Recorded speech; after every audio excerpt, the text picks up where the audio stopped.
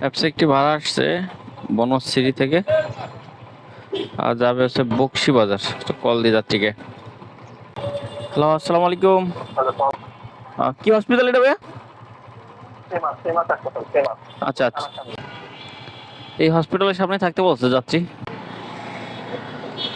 আপনি? হ্যাঁ, অনেক মানুষ আসছে। 155 টাকা আসছে ভাই।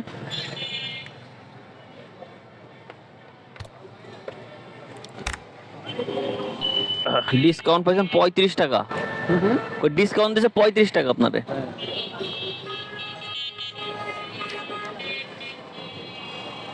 5 টাকা আছে ভাই। 60 টাকা রাখবো, 5 টাকা বেশি দিবেন। ঠিক আছে, ধন্যবাদ ভাই।